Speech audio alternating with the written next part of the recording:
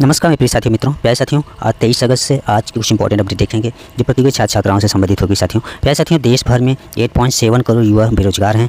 देश भर में साथियों देखा जाए तो 15 से 29 वर्ष आयु के करीब 8.7 करोड़ युवा ऐसे हैं जो न तो पढ़ाई कर रहे हैं और न रोजगार में हैं और न ही किसी तरह का प्रशिक्षण प्राप्त कर रहे हैं। प्यारे साथियों, ये स्थिति बनी हुई है। हमारे जो देश की युवा शक्ति है वो बिखर गई है इतनी बड़ी तादाद में। ये तो एक रिपोर्ट है, न जाने इससे भी अधिक आंकड़े में ये साथियों बेरोजगारी होगी।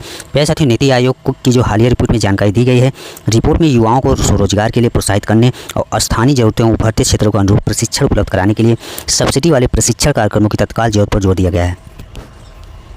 प्यारे साथियों, नीति आयोग ने विकसित भारत 2047 के लिए कौशल विकास की नई कल्पना शीर्षक वाली रिपोर्ट में कहा गया है कि यह अनुमान 2021 में किए गए राष्ट्रीय नमूना सर्वेक्षण के आंकड़ों पर आधारित है।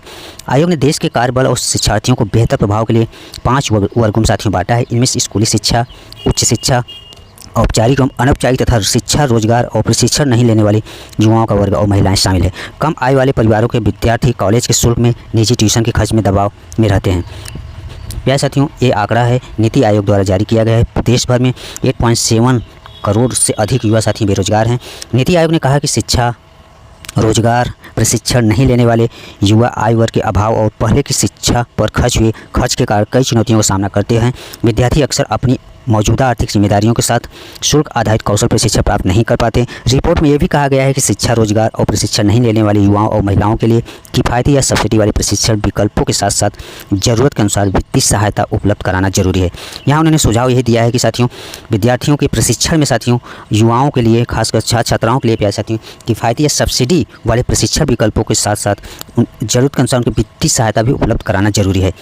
प्यारे साथियों, आपको पता है इस समय हमारे देश में बेरोजगारी चरम पर है। बेरोजगारी का जो लेवल है बहुत हाई लेवल है। प्यारे साथियों, सरकार को, सभी संस्थाओं को, सभी राज्य सरकार को एकजुट होकर इस पर एक ठोस कदम उठाना होगा जिससे युवा शक्ति को सही दिशा में उपयोग किया जा सके। देश के विकास में, देश की उन्नति में उनका पूर्ण योगदान हो। प्यारे साथियों, ये रहा बेरोजगारी से संबंधित अपडेट। नेक्स्ट अपडेट है यूपीपीएससी 598 परीक्षाओं की सीबीआई 2018 से कर रही जाँच।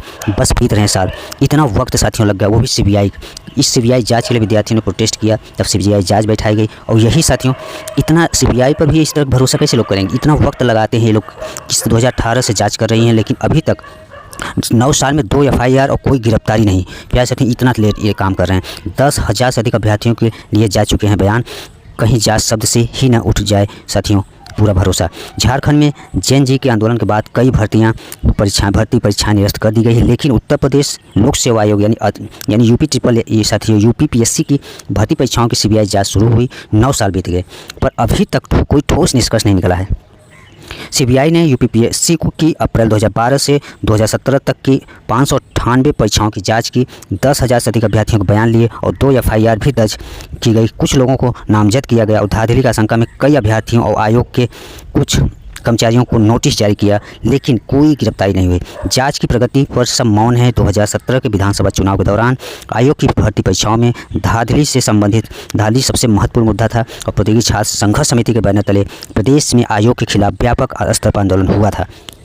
भाजपा ने घोषणा की थी कि उसकी पार्टी की सरकार बनी तो सबसे पहले सीबीआई जाँच कराई जाएगी।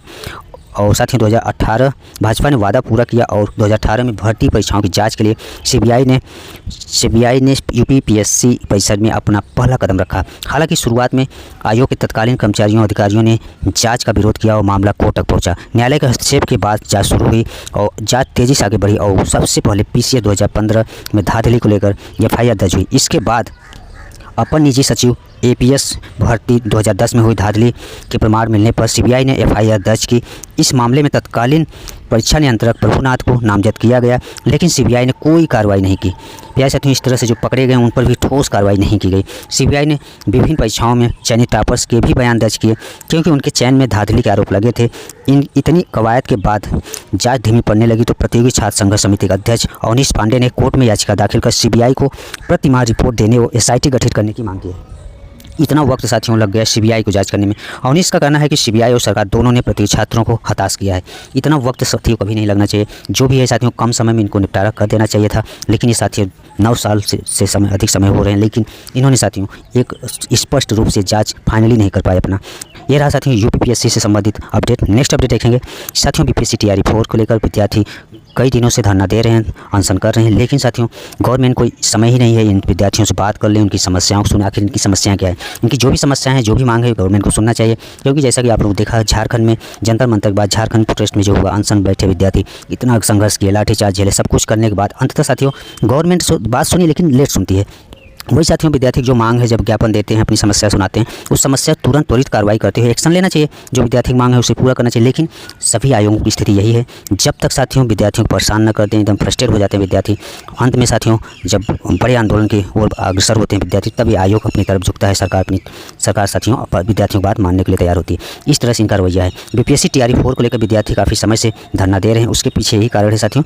बीपीएससी टीआरई 1, टीआरई 2, टीआरई 3 में जिस तरह से वैकेंसियाँ कराई गई, उसी तरह से साथियों बीपीएससी टीआरई 4 में भी साथियों होनी चाहिए। 4 में भी साथियों उसी तरह के एग्जाम्स होने चाहिए। यानी साथियों एकल परीक्षा के विद्यार्थी मांग कर रहे हैं और निगेटिव मार्किंग 1/3 का साथियों विद्यार्थी विरोध कर रहे हैं।